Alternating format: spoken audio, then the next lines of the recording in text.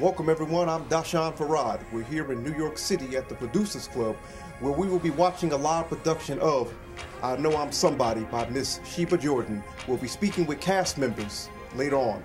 We'll be right back right after this. We're here with one of the cast members, Mr. Kyrie Towns. How you doing? I'm doing alright. How long have you been acting thus far? About a year. Can you please tell us a little bit about your role in the play, your character, what it entails? Alright, well, my name is Jordan and, well, everyone calls me Junior. And I'm just a kid who's going through a lot with my parents. Like, my mom's going, messing around with other men. Only with one man, though. It's not like nothing big. So, my dad's like, knows something up, and then even though she started all of this, he comes up and do something wrong too. So I'm right between all of that, going through a lot of messes. So you're playing the son of a very trifling woman. Yes. No. Well, she's not trifling at all. She's a very good mom, but I guess one day she seen a man who promised her the world, but it really doesn't mean anything. How long? Go ahead. My dad, everything is perfect. Just one little mistake can mess up a lot. Now, is this your first production, your first play? Yes, this is. How long have you rehearsed for this one here? A couple months, 3 months. You have your lines. Memorized, down pat. They memorized. What are your upcoming projects after this, or along with this? Well, I want to get as much stuff as I can that has to do with television, anything. If I have a chance to get another play, that's what I'm going to do. And next week, I'm supposed to be going to Florida to play basketball. I'm a basketball player. I plan to take that far too, but it's not a big percentage that I can do anything with it. And I box, I do a lot, I cut hair. I do a lot. All around, all around. My final question to you, have you been approached by anyone else to do any productions or any movies? Or any TV shows? Yeah. I'm not going to ask you who, but thank you very much, Kyrie. We wish you success. Thank you. We'll be right back right after this. Junior is coming. Junior ain't going nowhere. Junior is coming with me, Daddy.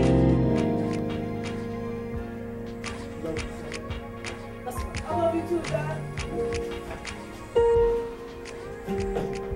Everyone, we're still here on the set of I Know I'm Somebody. We're with one of the actors in the production.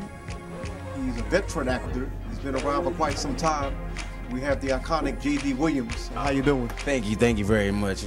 Hopefully I will live up to that iconic status, one day. Thank you very much for the compliment. Okay, now, briefly, or actually we thank you for your talent. Now, if you would, first, can you please describe your character in the play?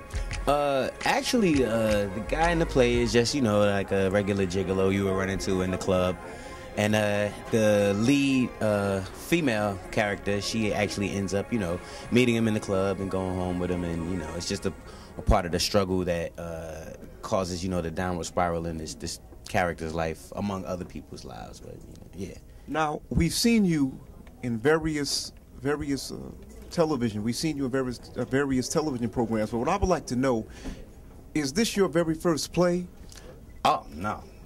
No, not at all. Actually, I started in the theater, went to a lot of different schools, and I was doing theater. I've been doing theater all my life. As a matter of fact, I just did a production at a Roundabout Theater. Last year before last, we did a production of Streamers, directed by David Rabe. I've performed at New York Public Works, at Center Stage in Baltimore. So I do a lot of theater all the time. Right here, Sheba Jordan is actually a good friend of mine. I would like to consider, almost family, and I believe in this production, and she's been working it for a while. She hit a little snag, and she asked me if I would come by and help out, and I was more than happy to. So I'm glad to be a part of this production, and the cast is great. It's just a really positive thing. Obviously, I mean, if you've seen the play, you see it's a pretty spiritual and uplifting, and it's always a joy to be a part of such a thing. Okay, now I have two more questions for you. The first question is this: you mentioned schools that you attended. What art schools or theater schools or acting schools have you attended? Actually, I have three questions for you. I promise three other questions. Actually, two more after this one. No problem. Well, I graduated from Arts High School in North New Jersey. Shout out to Arts. Like I said before, a lot of people come out of Arts: Savion Glover, Tisha Campbell, Michael B. Jordan, Kat DeLuna, myself, Frankie Negron. The list goes on and on. Arts is always putting somebody out. So I basically attended Arts High School. But growing up, I went to a lot of different schools. I actually went to one school, 3 different schools in one semester, but I was always like on stage or doing oration or whatever it was. So I've always been training, I feel, for theater. Secondly, who are some of the actors who've inspired you?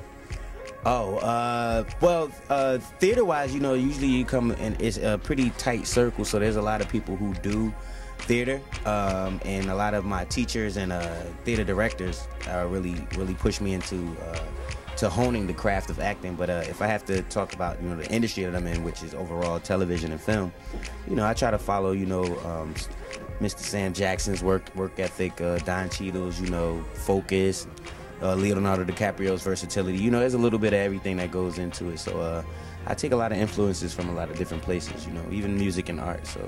All right, final question. What are some of your upcoming projects or your upcoming productions? Well, right now, actually, I have a couple of, movies that I'm waiting to hear back from, and even a couple of pilots. So, those are on the table. I don't want to, speak on them until they're solidified.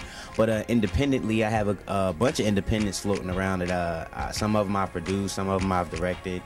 I just stay busy. I have a Code Blue. You can look that up.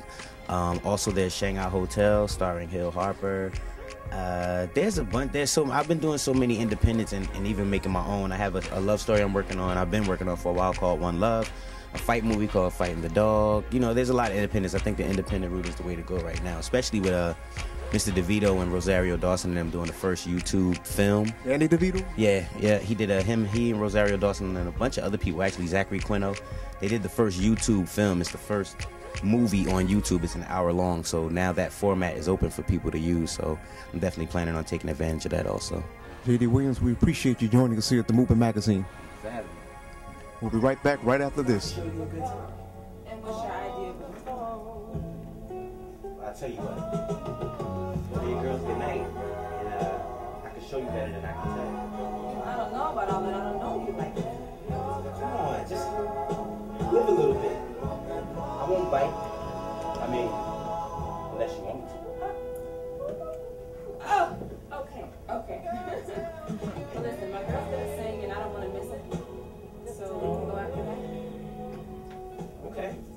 All right. You want to sit at your table? Well, we're here with the writer of the play, I Know I'm Somebody, Miss Sheba Jordan. How you doing? I'm great, thank you. Well, let's see. We have so many questions since you're kind of like the centerpiece of this whole thing.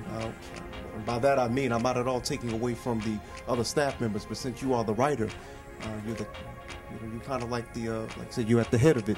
What I would like to know, one, what inspired you to write I Know I'm Somebody? I'm a writer. I've always just written, and when this script came about, I was just writing again, because writing for me is a form of meditation. I write every day as a form of meditation, and that's how this script came about. It was not on purpose that I wrote the script. And before I knew it, I had 57 pages of dialogue, and I liked it.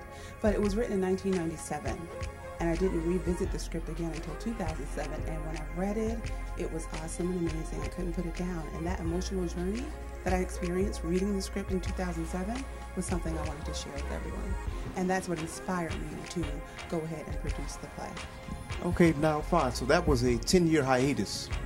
Exactly. Now, the reason why I'm asking that, is this your first production? Is this your first play? Very first play, yes. Have you written anything besides it? Have you written any books, or have you written scripts for? Have you ever been a supporting writer, say for other plays or for a TV series or for a movie that we should be aware of? I do have a book of my own, and the book is called Words in the Key of Life, designed to inspire greatness. It is also a motivational piece. I self-published that book, and I do encourage people who are interested in self-publishing and getting their works out there, because it's really hard, if you don't already have a voice, to get the major publishers to listen to you. So anybody who's looking to self-publish and want tips from me, absolutely, I do support and encourage them. I have several plays now that I've written, as well as films. I Know I'm Somebody 2 is being featured here now. We're doing not only I Know I'm Somebody, but we're also doing I Know I'm Somebody Part 2 over the next, 3 days now. It's a 5-day run. So make sure you come back for I Know I'm Somebody 2 tomorrow and Sunday. We're running both shows. Now, what I would like to know, now, do you plan on going the Tyler Perry, Spike Lee route? And by that I mean, it's a habit. Spike Lee and Tyler Perry, they're known for doing something that Alfred Hitchcock used to do. Alfred Hitchcock used to actually play in his own movies, whether it was a major role or a minor role. Do you plan on doing that in any of your productions, actually being in the plays or the films themselves as a character? I'm sure that will happen because I have the talent to do so. And as an artist, that's what we do, we perform. And so in this show, I do a cameo. I sing a song. I was about to ask you about your singing. It's a very quick cameo where I sing a song. And I don't necessarily want to do it in this show. I'd like to hire somebody for the part so that I can focus more on the production. That's where I just want to be right now. Even though I have the talent, that's where I want to be right now. But for now, I'm doing the cameo, and I don't know what the future holds, if I will continue to do it or not. Now, if you don't mind, please let us know if this is over the line. Would you be able to hum a few bars for us if you're up to it? If you're not up for it, it's fine, it's fine. But it would be greatly appreciated if you could, even if it's just happy birthday to you. We don't mind. How can I say you I throw that? Do I need to hold this? If you would like to, it's your house. My microphone now. Yes, ma'am. I will endure all the time, hold together in the worst conditions. Forever we knew it would be one of a kind. And as it grew into this lover's legend, we both made sure this piece of heaven would withstand any test, for its strength was made above faith and trust.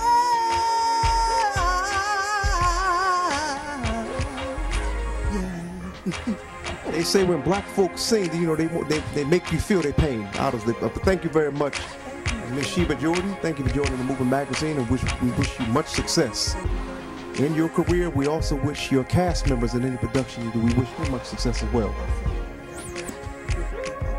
I can see that. We can see that. I Know I'm Somebody. To learn more about the play, visit our website, www.ikissplay.com. Well, we're sitting here with that ends our interview with Miss Sheba Jordan. We're here at her play, I Know I'm Somebody. Thank you for joining us, and always remember, it's not just literature, it's also a movement. See you next time. You ain't never deserved to be treated like a woman, you feel me? No, wait a minute, baby. I can handle this. I've been waiting for this day. Yes, I know, Michael. I know I deserve a lot more than you could ever be. And I have that right now. I know I am more woman than you could handle. And that's why you treated me so bad. I know I didn't deserve to be treated the way that I allowed you to treat me all these years. I know I'm somebody, Michael. I know I'm somebody.